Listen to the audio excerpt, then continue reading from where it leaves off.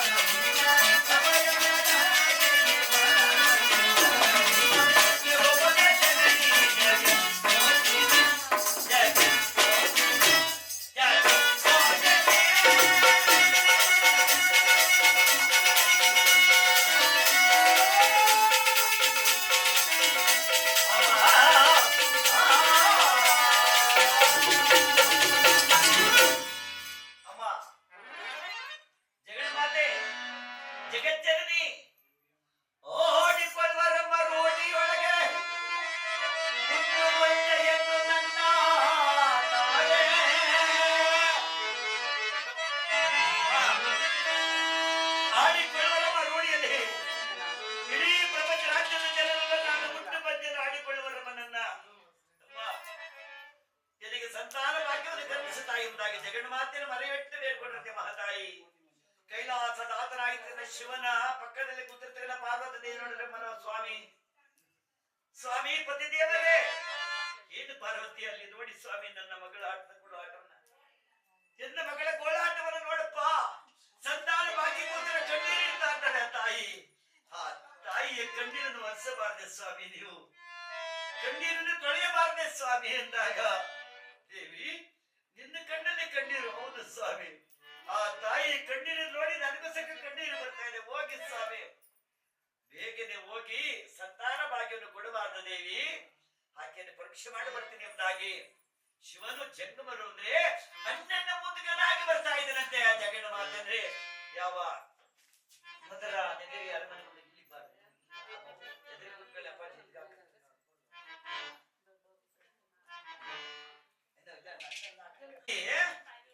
ಜಗಣ ಮಾತೆಯನ್ನ ಭಕ್ತಿಯಲ್ಲಿ ಬೇಡ್ಕೊಂಡ್ಬಂತೆ ಕೈಲಾಸದಾದನಾಯ್ತಾನೆ ಶಿವನಾದರೂ ಅಣ್ಣನ ಮುದುಕನಾಗಿ ಬರ್ತಾ ಇದ್ದಂತೆ ಗಡ ಗಡ ಗಡ ನಡೆಯುತ್ತ ದ್ವಾರಕ್ಕೆ ಬಂದಿದ್ದಾನೆ.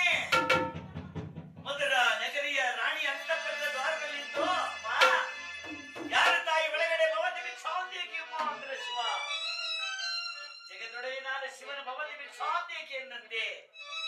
ಆಗ ಆ ಸುಶೀಲಾ ದೇವಿ ಅರಮನೆಯನ್ನು ಕಣ್ಣಿನ ಕುಳ್ಳವನ್ನ ಅಜ್ಜಮ್ಮನ ವಯಸ್ಸಾದ ಅಜ್ಜಮ್ಮನ ಸಾಕೊಂಡಿದ್ರಂತೆ. ಆ ಅಜ್ಜಮ್ಮ ದ್ವಾರದಲ್ಲಿ ಕುಂತವರಂತೆ. ಆ ಅಜ್ಜಮ್ಮ ಹೇಳ್ತಾ ಇದ್ದಾರೆ, ಸುಶೀಲಾ ಯಾಕೆ ಅಂದ್ರೆ ಇಲ್ಲಿ ಜಂಗಮ ರೂಪಿನಿಂದ ಅಣ್ಣನ ಮುದುಕನಾಗಿ ಬಂದಿದ್ದಾನೆ ಅಂತ ಗಡಗಡ ನಡುತ್ತಾ ಇದ್ದಾನೆ ಶಿವ. ಆ ಮುದುಕನ ಕಣ್ಣಿಗೆ ಶಿವ ಶಿವನಾಗಿ ಕಾಣ್ತಾ ಇದ್ದಾರಂತೆ. ನೋಡಿ ಅವರು ಶಿವ ಶಿವನಾಗಿ ಕಾಣ್ತಾ ಇದ್ದಾರಂತೆ. ಆಗ ಮುದುಕ ಬರ್ತಾ ಇದ್ದಾರೆ, ಅಮ್ಮ ಸುಶೀಲಾ ಏನಮ್ಮ ಶಿವನು ಭಿಕ್ಷಕ್ಕೆ ಬಂದ ನೀಡುತ್ತಾರೆ ಸೋನೆಗಿಂತ ಜಲವಾಗಿಂತ ನೋಡುತ್ತಾರೆ.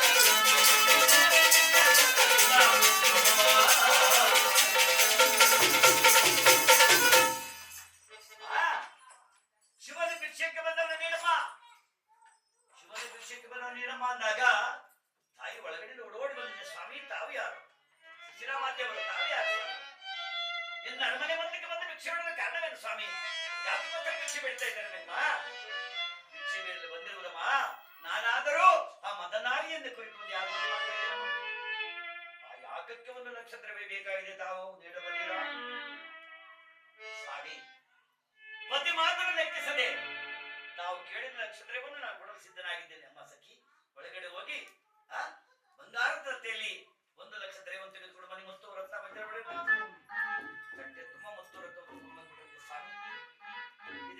ಸಾಕಾಗಬಹುದು. ಓಹೋ, ಆನಂದವಾಗ್ತದಮ್ಮ.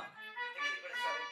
ಆ ತಾಯಿ ಸುಶೀಲಾದೇವಿ ಕೈ ಕೊಟ್ಟರೆ ಮುತ್ತು ರತ್ನದ ತಟ್ಟೆಯನ್ನ, ಬಂಗಾರ ತಟ್ಟೆಯಲ್ಲಿದ್ದ ಮುತ್ತು ರತ್ನವನ್ನ ಶಿವನ ತೋಳಿಗೆ ಸುರಿಯಲಾದಂತೆ, ಶಿವನ ಹೆಗಲಿಗೆ ಮುಂದೆ ಕಿತ್ತುಕೊಂಡ್ರಂತೆ. ಏಕಮ್ಮ, ಏಕೆ ಸ್ವಾಮಿ? ತೆಗೆದುಕೊಳ್ಳಿ ಸ್ವಾಮಿ. ಅಮ್ಮ, ನೀನು ಕೊಟ್ಟ ದಾನವನ್ನು ನಾನು ಪಡೆಯಬೇಕಾಗಿದ್ರೆ, ಅಮ್ಮ, ನಿನ್ನ ಮಕ್ಕಳು ಎಷ್ಟು ಬಂದಿರೋ ಅವ್ರನ್ನ ಕರ್ಸಮ್ಮ.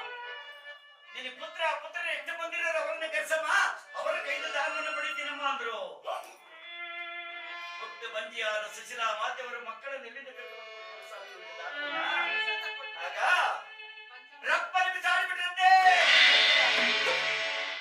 ಮೋಚಿತರಾಗಿ ನಡೆ ಮೇಲೆ ಬಿಟ್ಟಿದ್ದಾರೆ ಮಹಾತಾಯಿ ಸುಶೀಲಾ ಮಾತೆಯವರು. ಎಲ್ಲನ ಮೇಲಕ್ಕೆ ಹೇಳ್ತಾರೆ, ಸ್ವಾಮಿ ಸ್ವಾಮಿ, ಒಡೆದು ಬರಲಿಲ್ಲ ಪೂರ್ವ ಫಲದಿನಾಗ,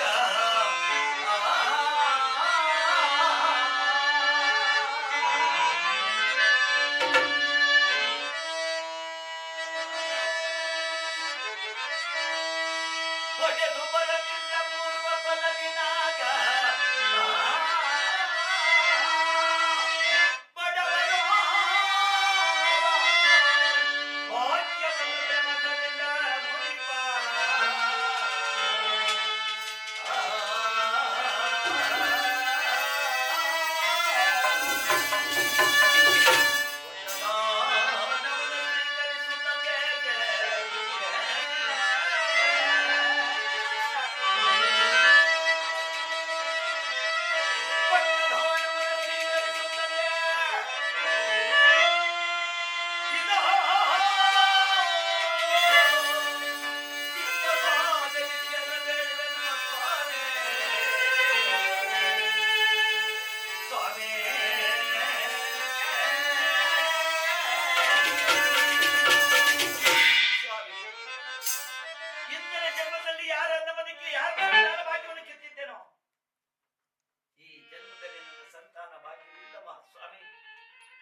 ನಾನು ಹುಟ್ಟು ಬಂದೆ.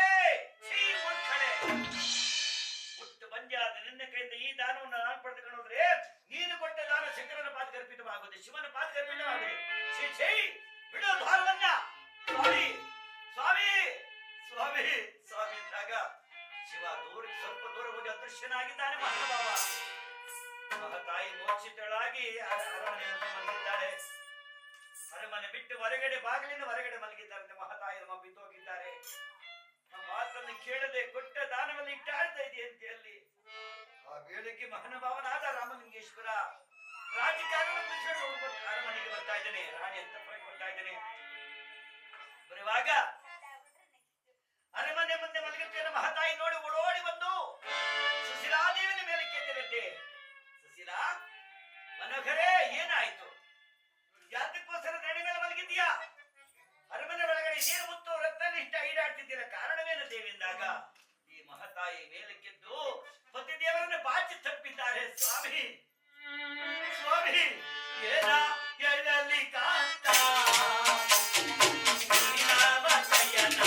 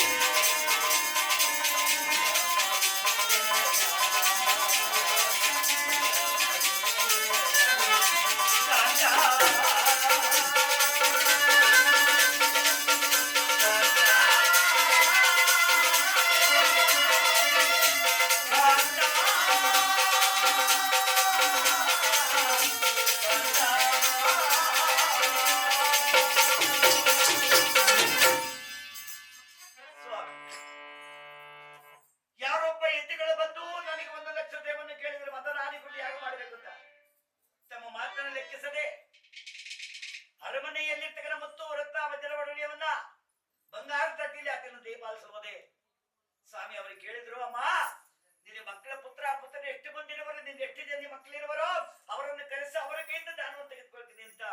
ಸ್ವಾಮಿ ಪುಟ್ಟು ಬಂಜಿಯಾದ ನಾನು ಮಕ್ಕಳನ್ನು ಎಲ್ಲಿಂದ ತಂದುಕೊಂಡೆ ಸ್ವಾಮಿ, ಮಹಾನುಭಾವರಿಗೆ ಎಲ್ಲಿಂದ ತಂದು ದಾನವನ್ನು ಕೊಡ್ತೀನಿ. ಇರಬಾರದು ಸ್ವಾಮಿ, ಮಕ್ಕಳಿಲ್ಲದವರ ಮೇಲೆ ಹೆಣ್ಣು ಮಕ್ಕಳು ಇರಬಾರದು ಸ್ವಾಮಿ, ತರಿಯಲ್ಲಿರಬಾರದು. ಹಿಂದೆ ನಾನು ಪ್ರಾಣತ್ಯಾಗ ಮಾಡಿಕೊಡ್ತೀನಿ ಅಂತ ದೇವಿ.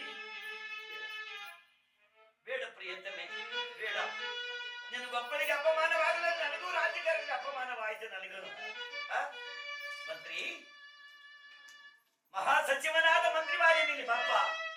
ನೋಡಪ್ಪ, ನಾವು ಸಂತಾನ ಭಾಗ್ಯ ಪಡೆದು ಬರಲು ಹೋಗ್ತಾ ಇದೀವಪ್ಪ. ಸಂತಾನ ಭಾಗ್ಯವನ್ನು ಪಡೆದು ಬರಲು ಹೋಗ್ತಾ ಇದ್ದೀವಿ. ಯಾರನ್ನಾದ್ರೂ ಬೇಡಿ, ಯಾವ ದೇವತೆಗಳಲ್ಲಿ ಮರೆ ಹೋಗಿ, ಯಾವ ತಪಸ್ಸುಗಳಿಂದ ಆಗಲಿ ಹೊರಮನಿಗಳಿಂದ ಆಗಲಿ ವರವನ್ನು ಬೇಡಿಕೊಂಡು ಸಂತಾನ ಭಾಗ್ಯವನ್ನು ಬೇಡಿ ಬರ್ತೀವಪ್ಪ. ನಾವು ಬರುವ ತನಕ ಈ ರಾಜ್ಯವನ್ನು ತಾನು ವಹಿಸಿಕೊ. ನಾವು ಸಂತಾನ ಭಾಗ್ಯ ಪಡೆದು ಬಂದ್ರೆ ಪುನಃ ನಮ್ಮ ರಾಜ್ಯವನ್ನು ನಮ್ಗೆ ಹಿಂದಿರುಗಿಸು. ಇಲ್ಲದೆ ಹೋದರೆ ಈ ಸಕಲ ಸಾಮ್ರಾಜ್ಯಕ್ಕೂ ನೀನೇ ಒಡೆಯನಾಗ್ಬಿಡಪ್ಪ ಅಂದ್ರು. ಸ್ವಾಮಿ ಹೌದಪ್ಪ, ಹೌದಯ್ಯ ಅಂದಾಗ ಆಗ ಮಹಾಮಂತ್ರಿಗೆ ರಾಜ್ಯವನ್ನು ಒಪ್ಪಿಸಿ ಮಧ್ಯರಾತ್ರಿಯಲ್ಲಿ ಮಹಾತಾಯಿ ರಾಮಲಿಂಗೇಶ್ವರ ಸಚಿಲಾ ಮಾತೆಯವರು ತಮ್ಮ ರಾಜ್ಯವನ್ನು ತೊರೆದು ಹೋಗ್ತಾ ಇದ್ದಾರೆ. ಅರಮನೆಯನ್ನು ತೊರೆದು ಹೋಗ್ತಾ ಇದ್ದಾರೆ ಮಹಾತಾಯಿ ಅಮ್ಮ. ಬೆಳಗಾಗೋಷ್ಟರಲ್ಲಿ ಮಧುರಾ ನಗರಿ ಎಲ್ಲೆಲ್ಲಿ ಬಿಟ್ಟು ನೋಡಿ ಕಾಡಿಗೆ ಹೋಗ್ತಾ ಇದ್ದಾರೆ. ಮಧುರಾ ನಗರಿ ಎಲ್ಲೆಲ್ಲಿ ಎಷ್ಟು ದೂರ ನಡೆದು ಹೋದರು? 3 ದಿನವಾಯ್ತು, 4 ದಿನವಾಯ್ತು, 5 ದಿನವಾಯ್ತು, ಎಷ್ಟು ದಿನ ನಡೆದು ಹೋದ್ರ ಸಕ ಅವರ ಕಣ್ಣಿಗೆ ಒಂದು ಆಶ್ರಮವಾಗಲಿ, ಒಂದು ದೇವಾಲಯವಾಗಲಿ, ಒಂದು ಕೂದಲು ಗುಡಿಸಿದಾಗಲಿ ಕಾಣಲಿಲ್ವಂತೆ.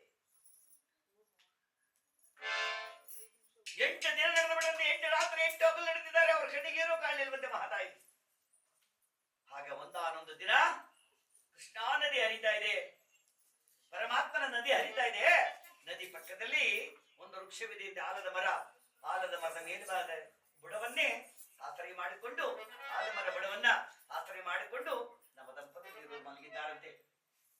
ಮಲಗಿರುವಾಗ ತಾಯಿ ನಮ್ಮಮ್ಮ ಮಧ್ಯರಾತ್ರಿ ಮೀರಿದಂತೆ. ಮಧ್ಯರಾತ್ರಿ ಮೀರಿದಾಗ ತಲೆ ಎತ್ತಿ ನೋಡ್ತಾ ಇತ್ತು, ತಲೆ ಬದಿಯಲ್ಲಿ ನೋಡ್ತಾ ಇದ್ದಂತೆ ಎತ್ತರವಾದ ಶಿವಲಿಂಗ.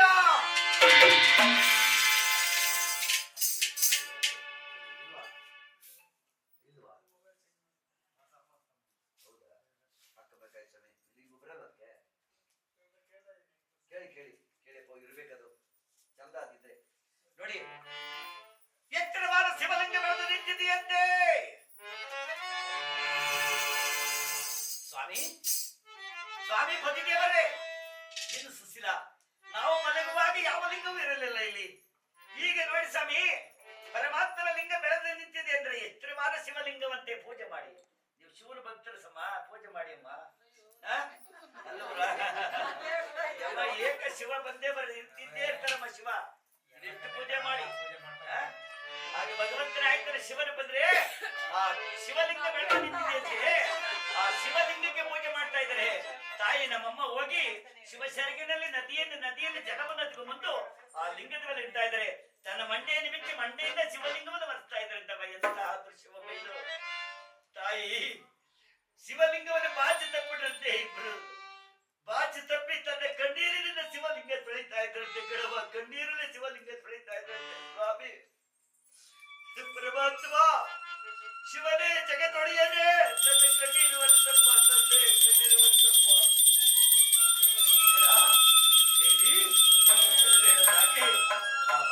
ಬಾಚಿಕೊಂಡ್ಬಿಟ್ಟಿರುತ್ತೆ.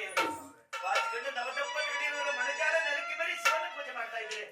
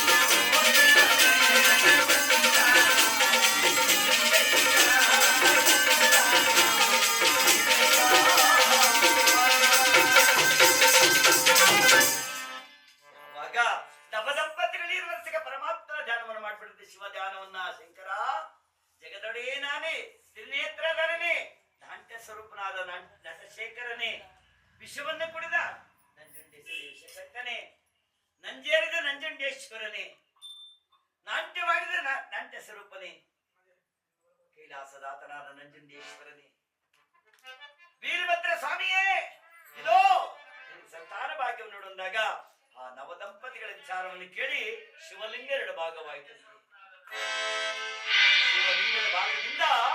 ಶಿವಲಿಂಗದಿಂದ ಪಾರ್ವತಿ ಪರಮೇಶ್ವರ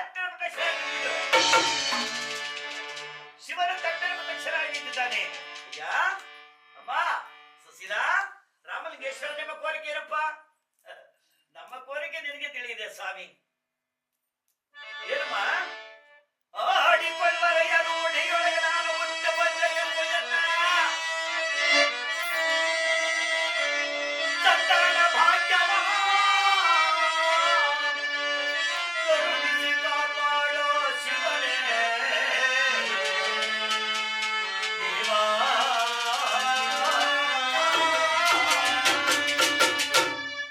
ಸಂತಾನ ಭಾಗ್ಯವನ್ನು ಕರುಣಿಸಿದಂತೆ ನನಗೆ ಸದಾಸ್ತಮ ಎನ್ನ ವರಬಲದಿಂದ ನಿನ್ನ ಗರ್ಭದಲ್ಲಿ ಒಂದು ಗಂಡು ಮಗು ಜನನವಾಗಲೆಂದಾಗ ಪಕ್ಕದಲ್ಲಿ ಪಾರ್ವತ ದೇವಿ ಕೇಳಿರು, ಅಮ್ಮ ಸುಶೀಲಾ ಗಂಡು ಮಗು ಒಂದೇ ಆದ್ರೆ ಬಂಜೆತನ ನೀಗುವುದಿಲ್ಲಮ್ಮ. ಇದು ನನ್ನ ವರಬಲದಿಂದ ಈ ಲೋಕವೇ ಕೊಂಡಾಡುವ ಒಂದು ಹೆಣ್ಣು ಮಗ ಜನನವಾಗ್ಲಮ್ಮ. ಅವಳಿ ಮಕ್ಕಳ ಜನವಾಗ್ಲಿ ನಿನ್ನ ಗರ್ಭದಲ್ಲಿದ್ದಾಗ ಆಶೀರ್ವಾದ ಮಾಡಿಬಿಟ್ಟಿದ್ದಾರೆ. ಆಶೀರ್ವಾದ ಮಾಡಿ ಶಿವಲಿಂಗ ಆಗೋಯ್ತಂತೆ ನೋಡಿ. ಶಿವ ಪಾರ್ವತಿ ಲಿಂಗದಲ್ಲಿ ಐಕ್ಯವಾಗಿಬಿಟ್ಟಿದ್ದಾರೆ. ಈ ಮಹಾನುಭಾವರು ಶಂಕರನನ್ನ ಭಕ್ತಿಯಿಂದ ಕೊಂಡಾಡ್ತಾ ಇದ್ದಾರಂತೆ ನವದಂಪತಿಗಳು. ಸ್ವಾಮಿ ಜಟಾಜೂಟ ಗಂಗಾ ಮಗುಟ ಶಶಿಧರ ಕೋದಿಪ ಹೇ ಮಗುಟ ದತ್ತವಿನಾಯ ಪಂಡಿತ ಗಂಗಾ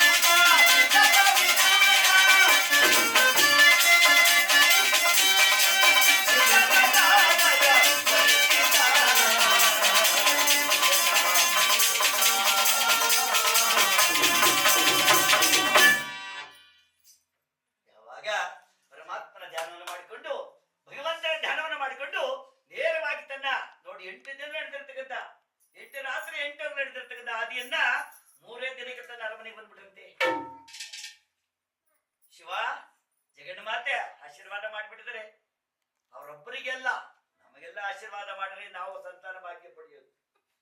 ಇದು ಸಾಧ್ಯವಿಲ್ಲ. ಅಯ್ಯಪ್ಪ ಕರುಣೆ ತೋರಿದ್ದಲ್ಲ ಸ್ವಾಮಿ, ನಾವೀ ಧರಣಿಗೆ ಬಂದಿದ್ದಿಲ್ಲ, ಎಲ್ಲಿ ಬರೆಯವು ಯಾವ್ದಂತ ಕರೋನಾ ಆಗಿಟ್ಕೊಂಡು ಚಾಂದ ಒಡೆಯರು ಎತ್ತಪತ್ತ ಆಗಿ ಹೂಡಿ ನಿಕ್ಕರು ಅಲ್ವಾ? ಯಾಕೆ ಹಳ್ಳಿ ಕಡೆಯಿಂದ ಬಂದ್ರೆ ಗೊತ್ತಿರ್ತದೆ. ಆದ್ರೆ ಈ ಮಹತಾಯಿ ನಮ್ಮಮ್ಮ ಅರಮನೆಗೆ ಬಂದು ಒಂದು ಮಾಸವಾದ್ರೂ ತಾಯಿ ಗರ್ಭ ಧರಿಸಲೇ ಇಲ್ಲ. ಅಥವಾ ಅಲ್ಲವಾ, ಒಂದು ಮಾಸ ಒಂದು ತಿಂಗಳಾದ್ರೂ ತಾಯಿ ಗರ್ಭ ಧರಿಸಲೇ ಇಲ್ವಲ್ಲ. ಒಂದು ಮಾಸವಾದರೂ 2 ಮಾಸವಾಯ್ತು, 2 ಮಾಸಕ್ಕೂ ತಾಯಿ ಗರ್ಭ ಧರಿಸಲೇ ಇಲ್ಲ. ಆಗ ತನ್ನ ಗುರುಗಳಾಯ್ತಲ್ಲ ಶಿಷ್ಟ ಮಹಾಗುರುಗಳು ಬರ್ಮಾಡಿದಂತೆ ರಾಮಲಿಂಗೇಶ್ವರ ಗುರುಗಳೆಲ್ಲ ಅರಮನೆಗೆ ಬರ್ಮಾಡಿದ್ರು. ಗುರುದೇವ ಶಿವನ ಪ್ರದಕ್ಷಿಣಾಗಿ ನಮ್ಮ ವರವನ್ನು ಕೊಟ್ಟಿದ್ದಾನೆ, ಅವಳಿಗೆ ಇವಳ ಮಕ್ಕಳ ವರವನ್ನು ಕೊಟ್ಟಿದ್ದಾನೆ. ಆದರೆ 2 ತಿಂಗಳಾದ್ರ ಸಗ ನಮ್ಮ ಸಂತಾನ ಭಾಗ್ಯವಾಗಲೇ ಇಲ್ವಲ್ಲ. ಅಪ್ಪ, ಯಾವ ದೇವರು ವರ ಕೊಟ್ರು? ಮನೆ ದೇವರು ಇದೆಯಲ್ಲಪ್ಪ, ಒಂದು ಕುಲದೇವರು ಇದೆಯಲ್ಲಪ್ಪ, ಆ ಕುಲದೇವರ ಪೂಜೆ ಮಾಡಪ್ಪ, ಭಗವಂತ ಕಣ್ಣಿಸ್ತಾನೆ ಅಂತ. ಆ ಕುಲದೇವರ ಪೂಜೆ ಅಂದ್ರೆ ಕುಲದೇವರು ಶ್ರೀಮನ್ ನಾರಾಯಣ ಲಕ್ಷ್ಮೀರಮಣ ವೈಕುಂಠ ವಾಸನ ಅಂತ ಅವರು ಕುಲದೇವರು. ಆ ಕುಲದೇವರ ಪೂಜೆ ಮಾಡ್ತಾ ಇದ್ದಾರೆ ನಮ್ಮ ದಂಪತಿಗಳು.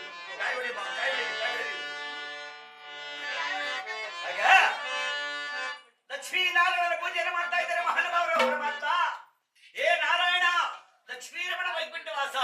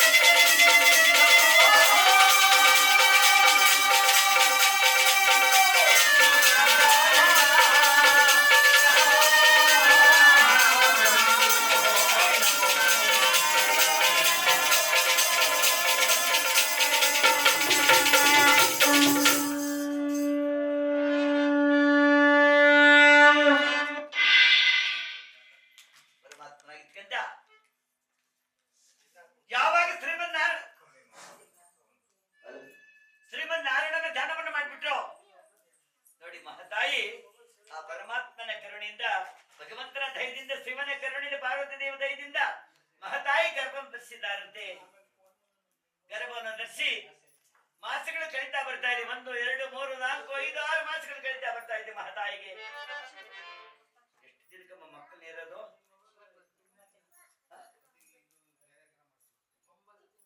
ಸರಿ,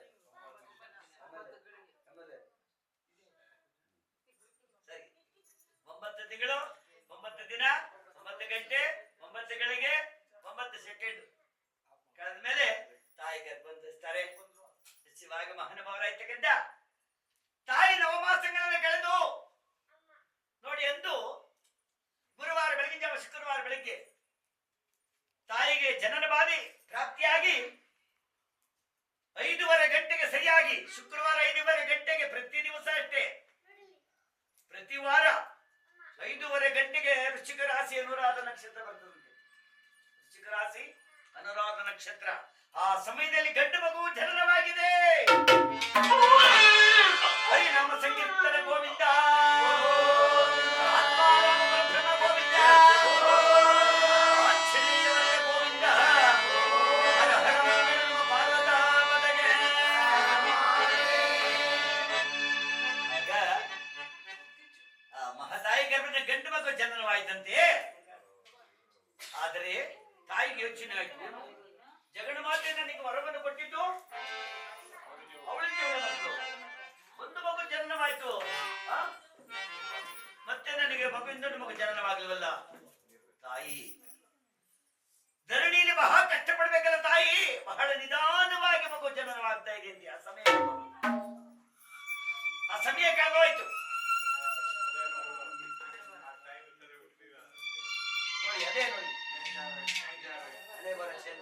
ಆ ಸಮಯ ಕೊಟ್ಟಿಲ್ವಲ್ಲ, ಆ ಮಗು ಬಹಳ ಒಳಗಡೆ, ತಾಯಿ ಒಳಗಡೆ ಸುಶೀಲಾಮ ಬಹಳ ಕಷ್ಟ ಕೊಡ್ತಾ ಇದೆಯಂತಮ್ಮ.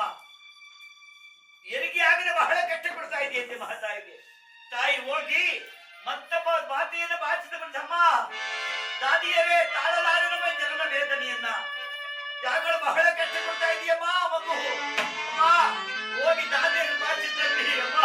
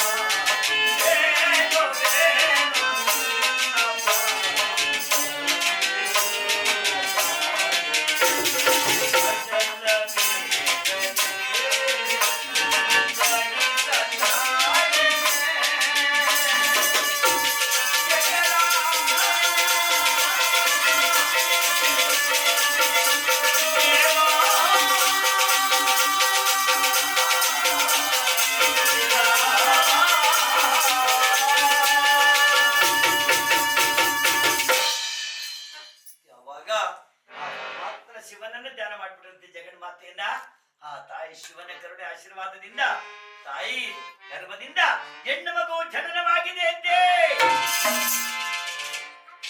ನಮ್ಮ ಕಥಾನಾಯಕಿ ಜನನವಾಗಿದ್ದಾಳೆ. ತಾಯಿಯ ಸಮಯ ಬಿಟ್ಬಿಟ್ಟು ನೋಡಿ, ಅನುರಾಧ ನಕ್ಷತ್ರ ಬಿಟ್ಟು ಧನಿಷ್ಠ ನಕ್ಷತ್ರ ಬಂದ್ಬಿಡ್ತಂತೆ. ಧನಿಷ್ಠ ನಕ್ಷತ್ರ ಕ್ರೂರ ದೃಷ್ಟಿ, ಭಗವಂತನಾಯ್ತನ ಶನಿದೇವರ ದೃಷ್ಟಿ, ಶಿವನ ದೃಷ್ಟಿ, ಕ್ರೂರ ದೃಷ್ಟಿ ಬಿದ್ದೋಯ್ತಂತ ಮಗುವಿನ ಮೇಲೆ. ಕ್ರೂರ ದೃಷ್ಟಿ ಯಾವಾಗ ಬಿತ್ತೋ ನೋಡಿ, ಆ ಮಗು ಜನನವಾದ ಗಳಿಗೆಯಲ್ಲಿ